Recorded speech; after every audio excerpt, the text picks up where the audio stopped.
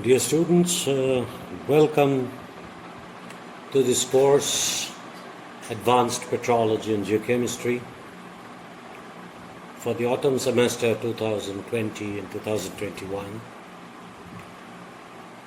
Now, this course, as the name suggests, Advanced Petrology and Geochemistry,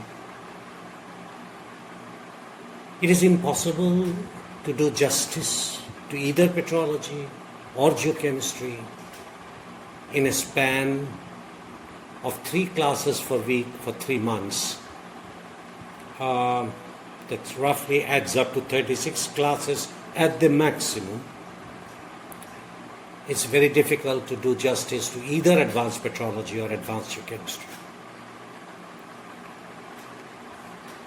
So I choose a topic normally which involves a little bit of both and yet talks of an interesting aspect of advanced petrology and geochemistry, and that is, I talk about crust-mantle interactions.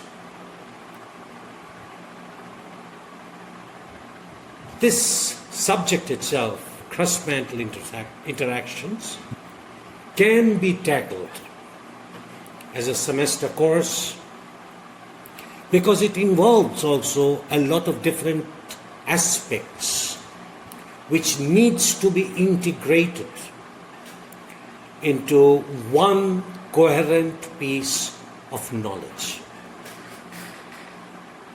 So every semester I teach advanced petrology and geochemistry as a part of it as crust-mantle interactions, because it requires parts of petrology, parts of geochemistry, parts of geochronology,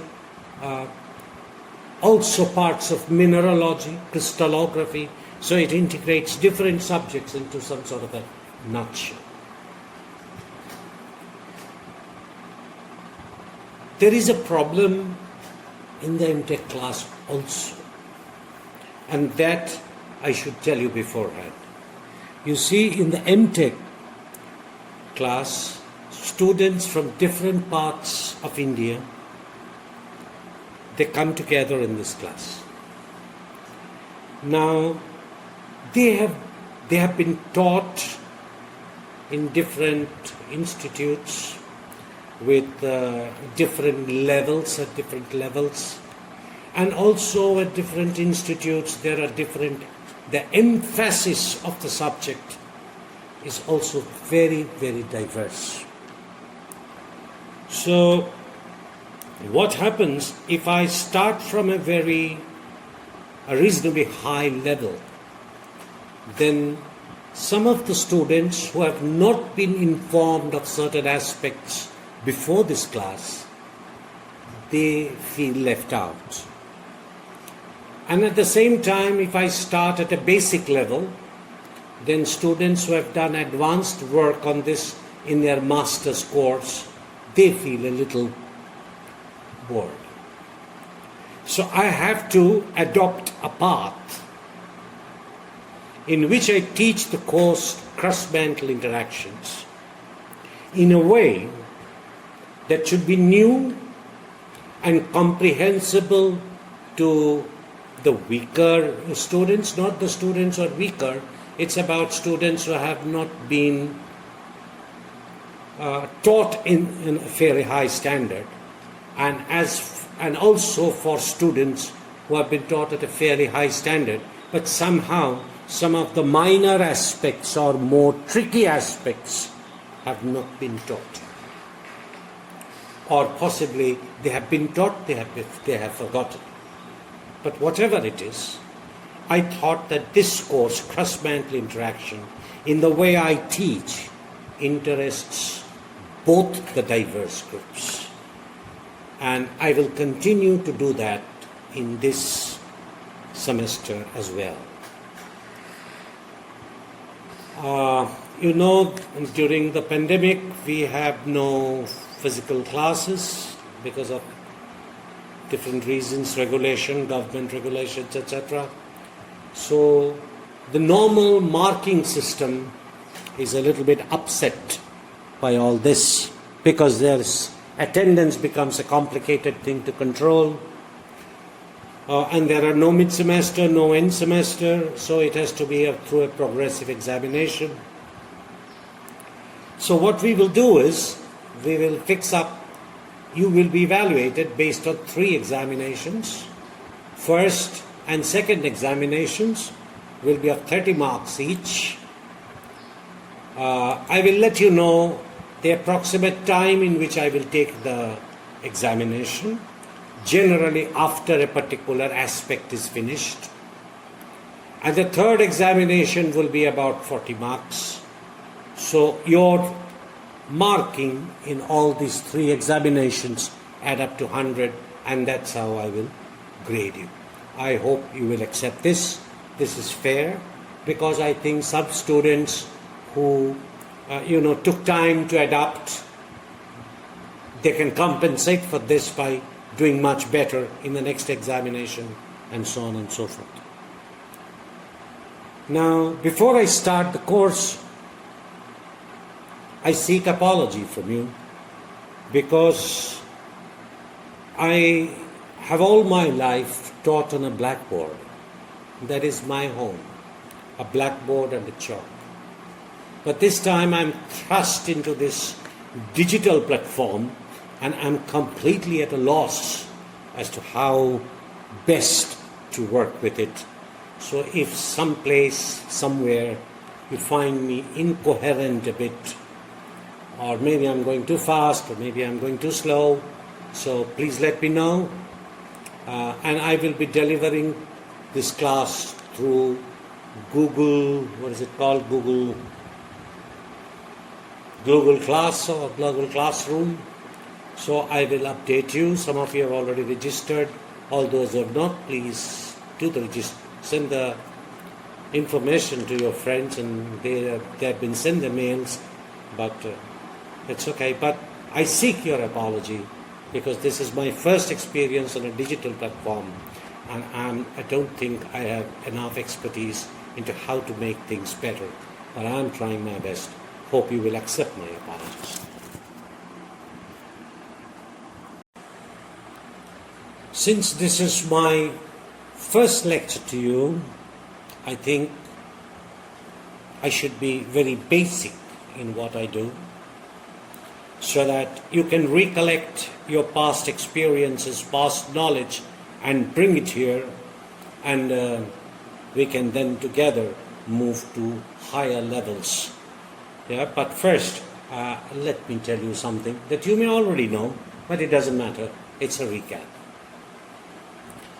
Now, you know that there are plates, tectonic plates, and there are tectonic plate boundaries.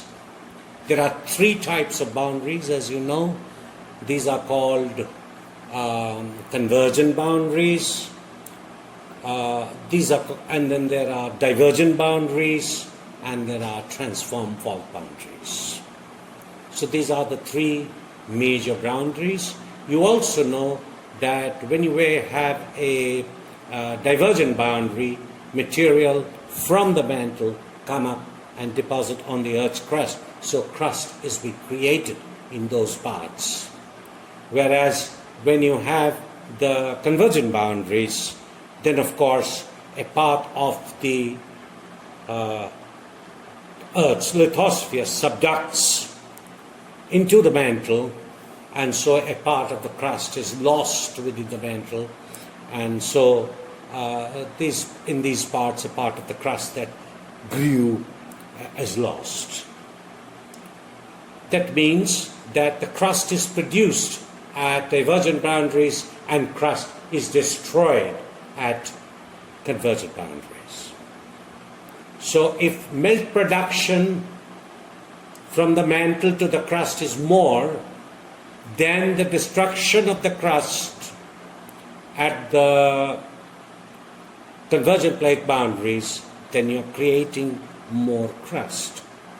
But if you have the crust that you produce is the same amount of crust that you subduct back into the mantle, then of course the crust does not grow with time, because it's a free border. So, and then there are of course transform fault boundaries, along which neither crust is produced nor it is destroyed, only there is a lateral movement. So you know about the three boundaries. Now if we look at the Earth's surface, as if we are going on a plane, the Earth is divided into several large plates.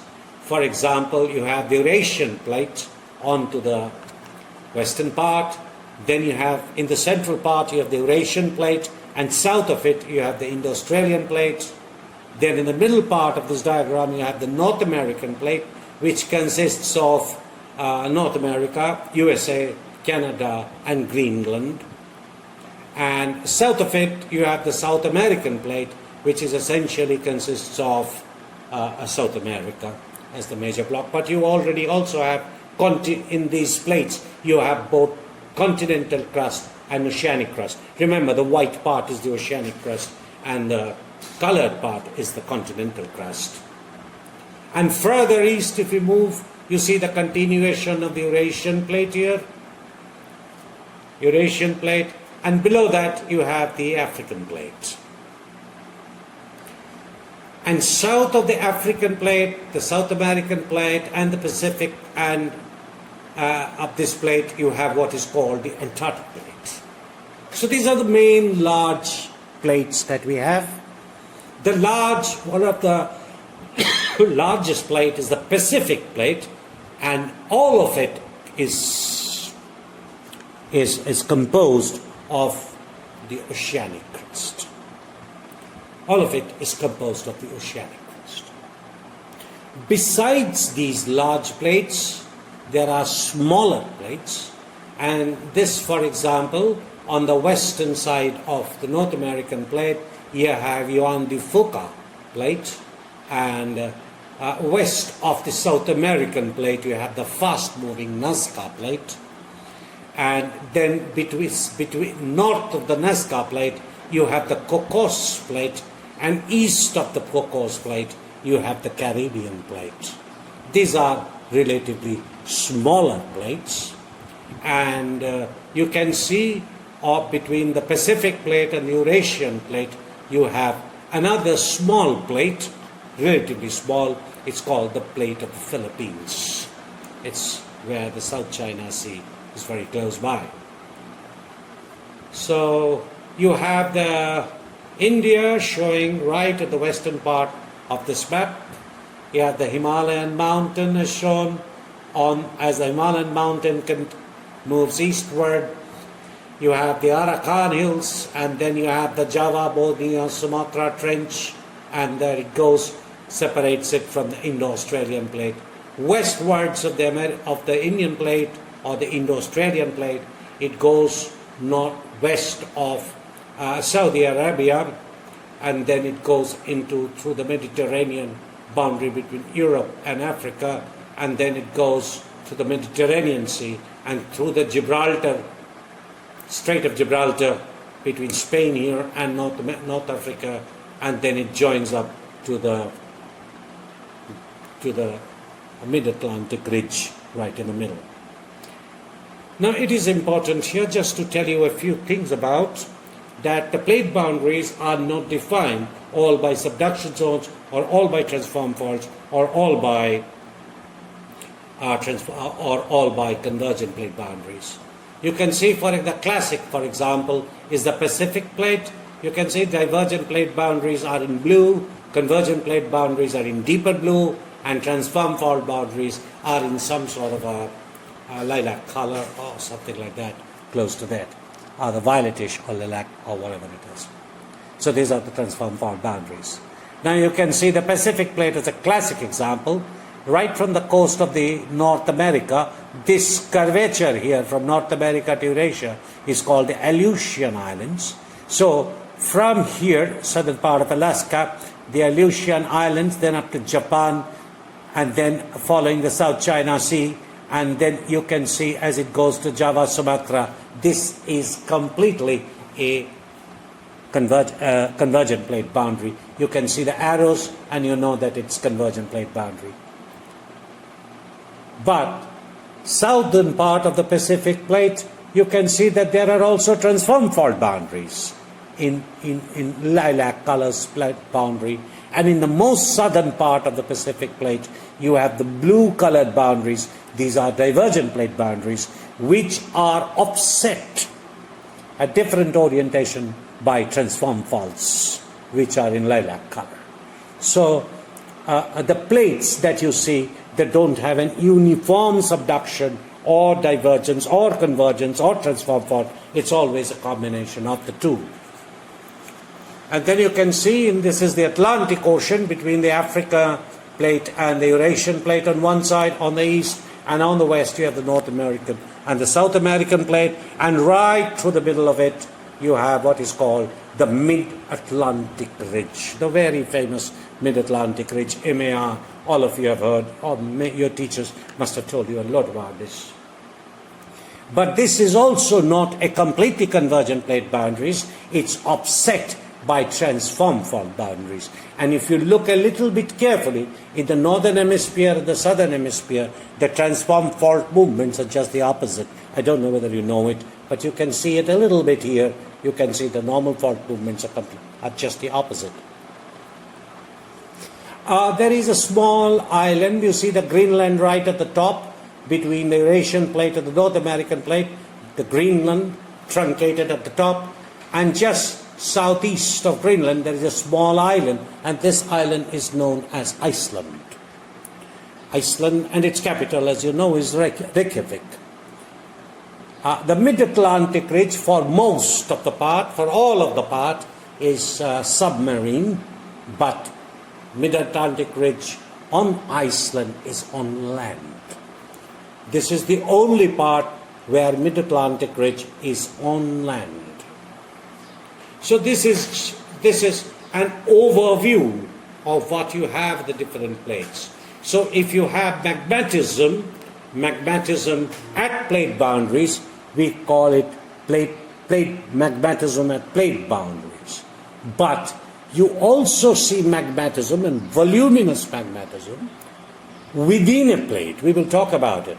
The classic example for us is the Deccan basalts, which is within a plate. It does not belong to any particular plate boundary. Similarly, say for example the Hawaiian Islands. You can see here at the middle of the Pacific Ocean, the Hawaiian Islands, the Midway Islands, all of this are within plate magmatic rocks.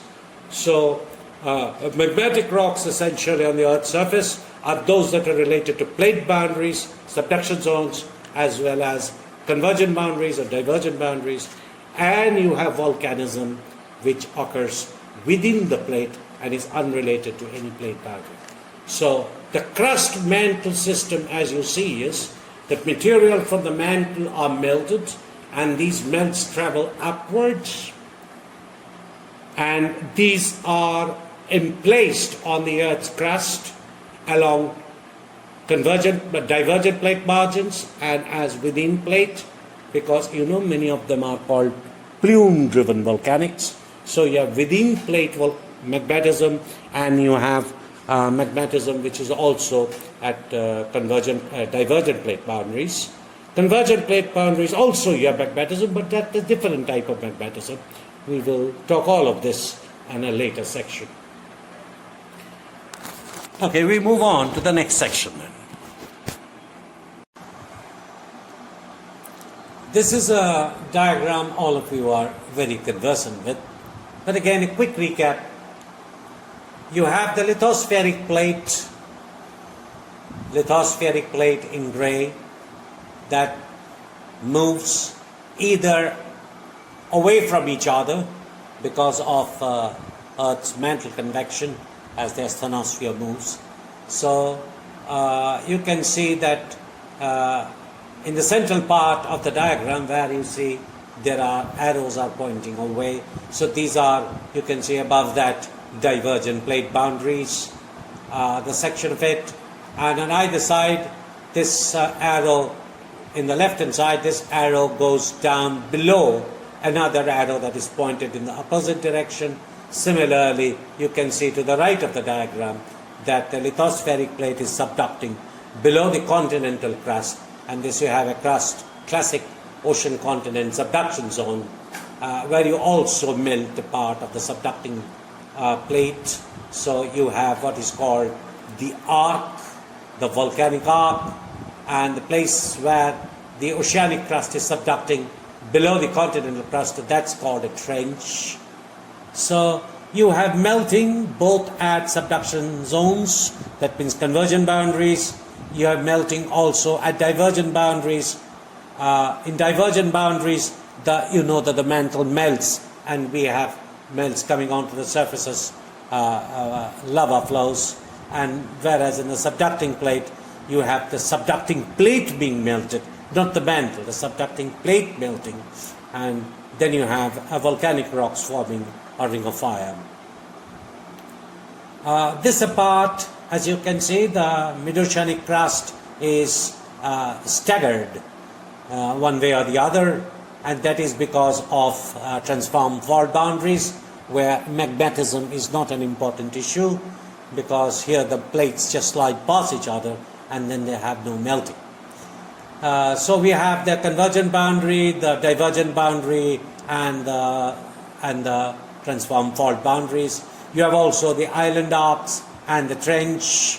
The arc trench distance is an indicator of the nature of subduction. And there is a small little thing that I would like to bring to your notice, is where you call the shield volcanoes. Now this, as you can see, is not related to any plate boundary, but it is related it's restricted to within plate. So mantle materials come up to the surface of the earth, they are maybe plume driven, and they bring up magma within plates rather than at plate boundaries. So you have two different types of magmatism, not two different types, two different classes of magmatism. One is called plate boundary magmatism, and the other one is called within plate magmatism. Now both of these types of magmatism, not necessarily at the subducting plate, but between the oceanic, at the divergent boundaries, and in zones where above hotspots material from the mantle come up to the surface of the earth and they add material to the crust. As in the subduction zone, the crust that you produce by melting of the mantle, they are transferred back. Only part of that subducting plate undergoes melting, and you produce a melt zone above it. So this is about it. We go over to the next slide.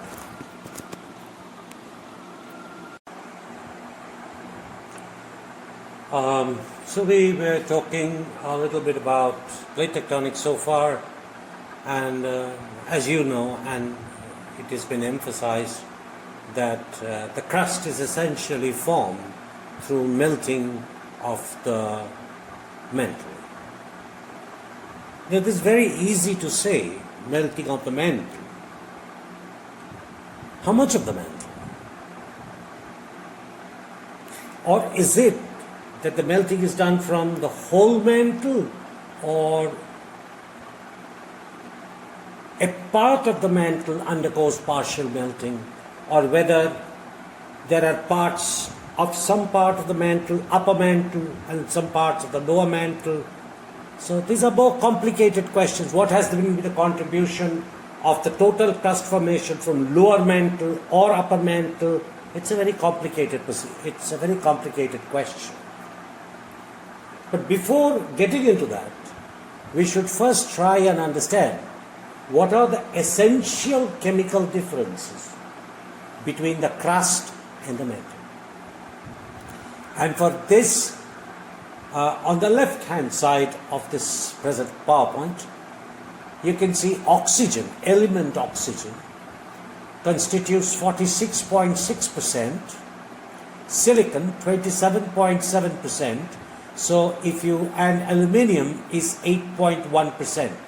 So if we add it, 46, let's say 47 plus 28, that is 75, plus aluminium 83, almost 83% by weight of the crust is oxygen, silicon and aluminium, and out of which more than 50%, 46%, more than 50% is oxygen by weight. Now we will soon see that by volume, oxygen is much larger than silicon by aluminium. And therefore, the volume percent of oxygen in the crust is much higher. We will come to that later on. Volume percent of oxygen of the crust is much higher. But right now, let's restrict ourselves to the weight percentages. And beyond oxygen, silicon and aluminium in the crust, you have magnesium, potassium, sodium and calcium. Remember the values I've kept side by side so I can refer to it again. Iron 5%, magnesium less than iron, potassium just above magnesium, and then sodium, potassium and calcium round about there. Other elements constitute 1.5%.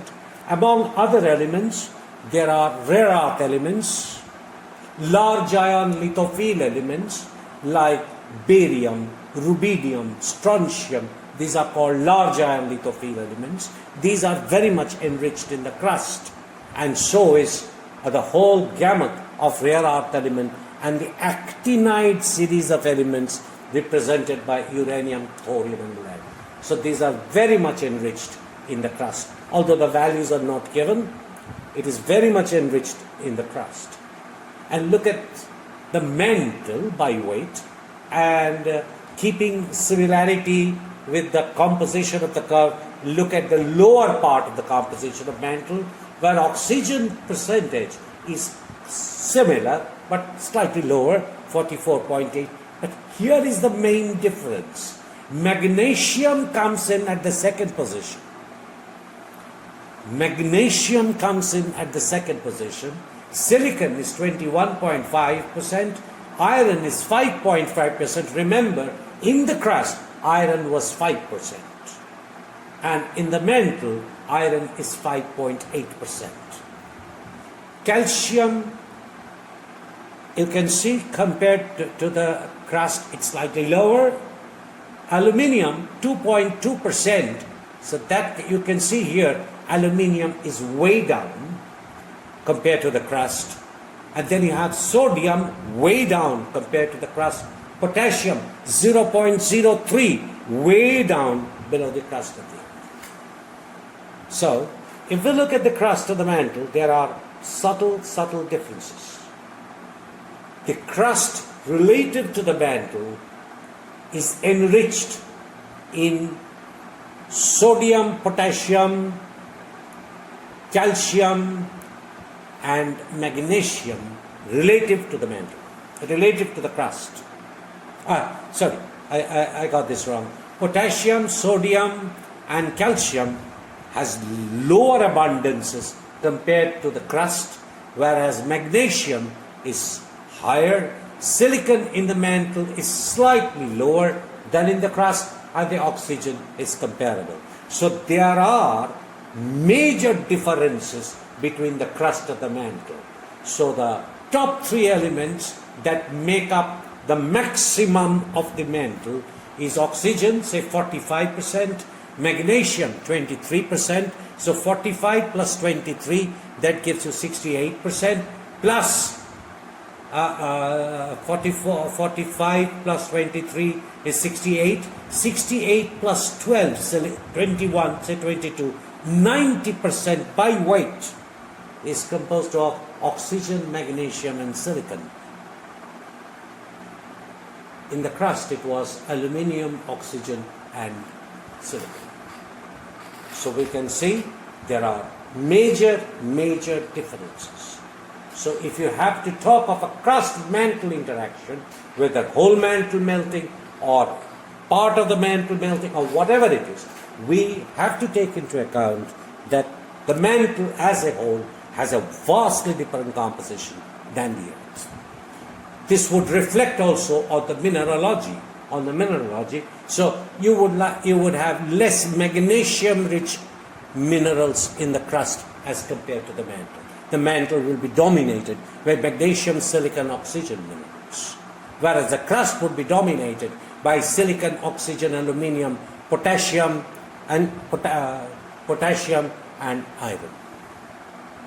So these are the major differences that we see. In addition to that, there are other trace elements which are quite enriched in the mantle. These are, for example, the transition group of elements: iron, nickel, vanadium, chromium. All these elements have much higher concentration in the mantle relative to the Earth. We will come to those in due course of time. So now we look at the periodic table to see where we are. Just remember the names of the elements that you see on this. We go over to the periodic table.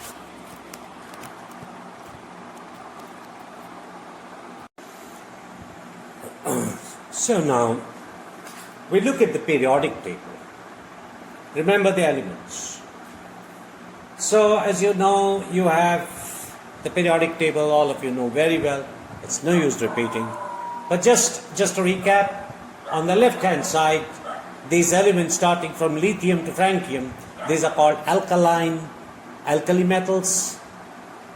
Beryllium and down to radium, this is called alkali earth elements. Then in the middle, you have what is called the transition metals. Then you have the halogens in the top. You can see the halogens. These are the halogens. Then in the extreme right, you have the noble gases. And there are other different types of metal will occur in the 2p6, etc. And then you have the lanthanide series, which is the rare earth elements, starting with lanthanum. You can see here lanthanum, yes, 57. Here is lanthanum, 58 cerium. So there are about 14 elements. Yttrium behaves very similar to the rare earth elements, and that's why they are called yttrium. You can see that. And then below that you have the actinide group, and this starts with actinium, which is at 89, and then you have 90 thorium, which is important for us. 92 is uranium, and then you have and it goes on to a large number of elements, and then we have the lanthanide group, but uranium and thorium becomes important for us. You can find out where is lead, and so that's another important element that concerns us. All of you know it. Now the elements that are there on the Earth's surface is, say, oxygen. This is oxygen, non-metal. Then you have silicon at number 14, silicon, and aluminium. These are at number 13 and 14. You can understand from the periodic table they are similar behaviors, but we will go into that a little later. So these are the three elements: oxygen, aluminium, silicon, and then you have magnesium. Magnesium, this is alkaline earth metal, magnesium, and then you have iron, 26, here iron, and then you have sodium, potassium, and calcium just below magnesium. So these were the more important dominant elements that constitutes up to 99% of either the mantle or that, although they are present in very different proportions. So these occur, once again I repeat, oxygen at number 8, aluminium, silicon at 13 and 14. Oxygen, remember, is an ion, and aluminium, silicon are at 13 and 14. Magnesium is at 12, calcium is at 20, iron, as you can see, it's 26, and then you have sodium at 11, potassium at 19, and calcium at 20 after magnesium. So these are the elements in the periodic table. If you look at the rare earths, it starts from 57. These are more enriched, and the actinide series, they have more enriched in the crust of the earth. But the transition elements like vanadium, chromium, manganese, iron, cobalt, nickel, these are more associated with the mantle. Okay, let's look. Next slide, we go and look at some of the properties of the periodic table.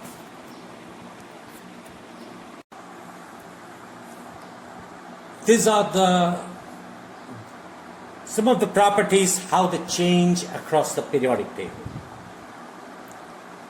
So the periodic table is given in white, and the sizes are given. Atomic radius increases to the left. So overall in the periodic table, higher elements with higher atomic number, higher atomic radius are more towards the left hand side of the periodic table. The metallic character of the elements broadly increases towards from top right to bottom left. So obviously, if it's a metallic character changing this way, the non-metallic character has a different orientation. Non-metallic character increases towards from left bottom towards the top. And the electron affinity. The electron affinity is the affinity to attract electrons. That increases towards from bottom left to the top. So you have, say for example, so it's just in the same direction as the non-metallic character of the element changes. So if you have an elements which are more non-metallic, they also have a stronger electron affinity. And the ionization energy, another important parameters, all this you know, ionization energy is also going the same direction as the electron affinity. So you can see that the alkali earths, large ion, the alkali elements and the alkaline earth elements, and with progressively higher radius, they are more enriched. Rare earth elements, for example, augite 57, they are more enriched in the crust, whereas those elements which are not, which are have a smaller radius, are more enriched in the, say for example, magnesium, which is on the left top near, remember, magnesium 12, and that is enriched in the mantle, but iron is enriched in the crust. Silicon is aluminium goes down. This differential property of aluminium will be important for us. So what I am trying to tell you is that if you look at the periodic table elements, how they behave, the periodic table gives us an idea that elements with large ion lithophile elements and alkali elements, these will be enriched in the crust. But why does silicon get enriched in the crust? Silicon aluminium gets enriched in the crust. That's another question that we will answer. I will have to answer. And then you have electron affinity. This comes in here where bonding, covalency of bonding gets involved. And we will talk of electronegativity also. So with this, I stop here for today. I give you a food for thought that crust-mantle interactions and the periodic table, can we integrate them to understand how elements, why are elements some enriched in the crust, why some elements are impoverished in the crust, what is happening at the grain scale, why does it work this way, why is it like this, that some elements are enriched in the crust and some elements are enriched in the mantle, and what is the reason for this, and we will find out from the next slide. That will come after some time.